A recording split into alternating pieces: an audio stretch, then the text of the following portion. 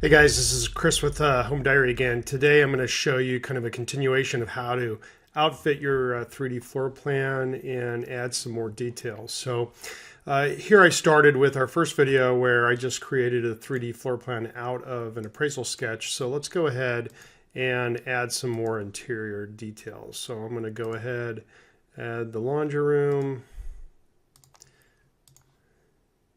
powder room,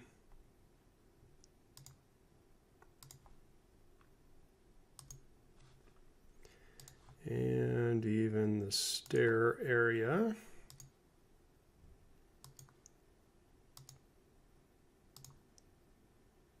Again, I'm just using the interior wall and pointing and clicking, creating spaces as I go. Let's go ahead and define that. Now, over here in this property panel, which is really all these different tools and functionalities, you can come in and you can adjust the height of anything, whether it be a wall, a placement, or whatever. So I just made this basically a base at 5 feet, and if I look at it in 3D, you can see then that's 5 feet. Now the way this was kind of working is there is a kind of a crawl space underneath here, a coat rack or a coat closet and those kind of things. So, that's roughly what it is, but there also are ways to adjust the height and those kind of things. So let's, for example, call this wall also 5 feet.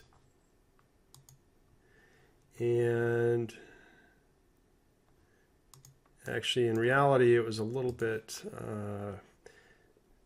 back here. I would say there was a kind of a railing, and then it went up from there. So just so I can kind of see visually what it's doing, I'm going to go ahead and raise that right side. So I'm not sure exactly where the right versus the left is, but you just kind of need to play around with it a little bit and get the right orientation there. Let's go ahead and add some more details. And I'm just going to do some of this.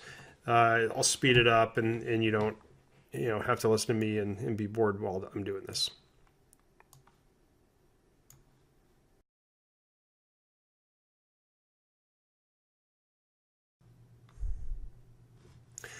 Okay, so I've got the basic mechanics down of the home. Let's see how it looks in 3D.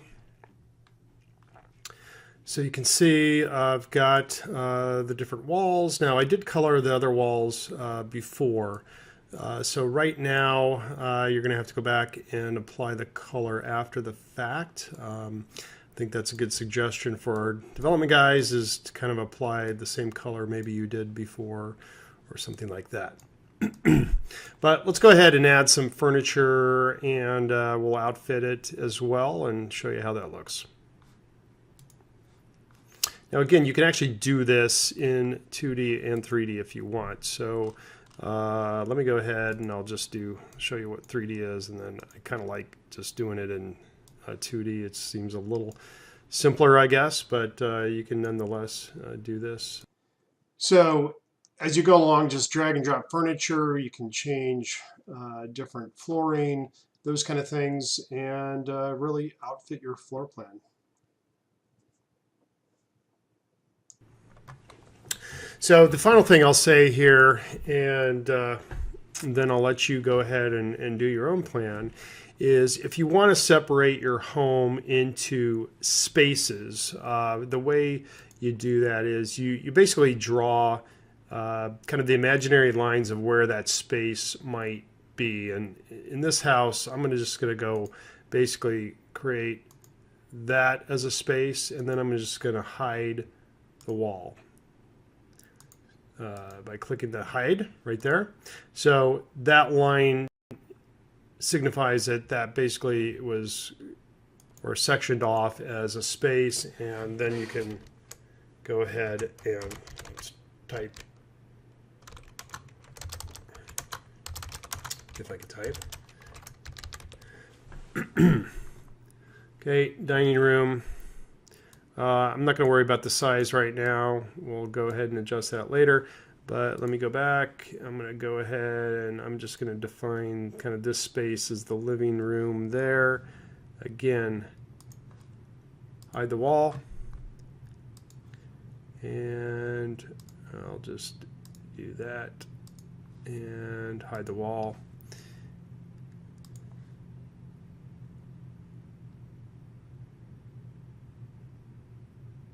And it was about, I believe, right about here. Hide the wall. So now I've got different defined spaces for all my areas. You can see it put the square footage in. And this is going to be important down the road as we add interoperability between some of our other apps like home inventory and being able to tag it into a particular space, those kind of things. So I would suggest if you're doing this on your own, go ahead and set it up that way as well. And I'm just going to go again, change these and just apply that and hit apply to all. And then you may need to adjust as applicable here with the text, but there you go. Oops. Sometimes, depending on if an object is there, you may need to move it around.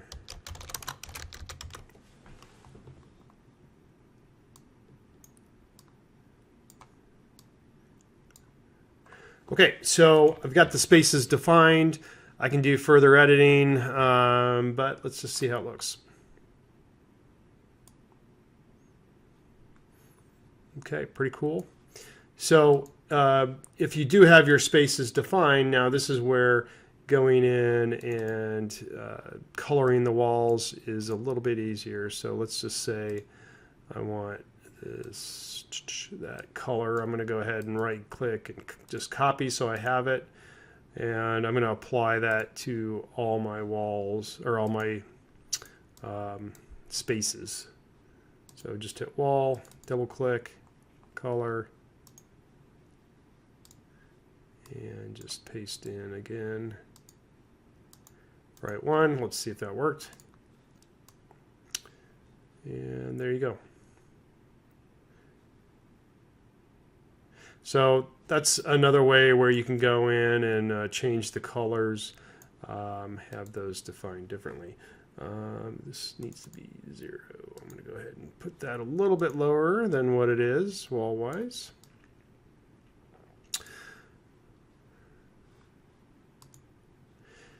And again, if you want to play around with the view, you can move the camera around, then go into first person. And you can kind of see what that looks like. Again, it's got that kind of sunset sky. I'll change it to that one, but there you go. The place is looking more like a home every day. But the nice thing is, if you wanted to experiment with what an open concept might look like. So what if I wanted to just have this whole thing open and not even have those pocket doors, for example? Well, I could just hit this button and I can, move that wall. So again, the wall is still there, technically. It's just being hidden. And then you can see, boom, there it is. So if I wanted to, remove that, or let's just say, let's get it out of the way, I'm going to move it over there. Now you can see really what that open concept might look like. And, if we had the kitchen stuff in here, it would look a little bit nicer. But it really gives you this what if tool functionality to do anything you want with your home. What I would suggest is if you've got a base layer or a base floor plan for your home, what you can do is come in and you can duplicate it and create a different version. So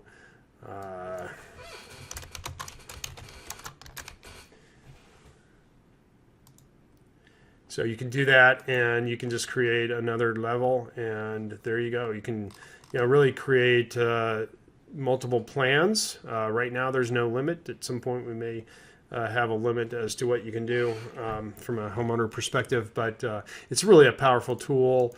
And then once you have your floor plan done, right now you can use our mobile app, search for HomeDiary in the iTunes store, and you'll be able to see your floor plan. You can see the dimensions, the wall measurements, all that kind of stuff is there through a viewer today.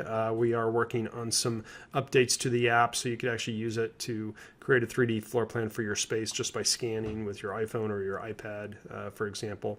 So that'll be pretty cool coming down the pike. But for now, this is a great way to create a complete 3D floor plan. Let me just show you an example of my real house here that's got a little more outfitting to it. So you can see it looks pretty cool. It's got different wall heights based on where the walls are, colors, those kind of things. So it really is a pretty good digital representation of my home, all the way down to our new Tesla and the charger down here in the garage. So it's a great way to just play around with your home, number one, and experiment and dream and design.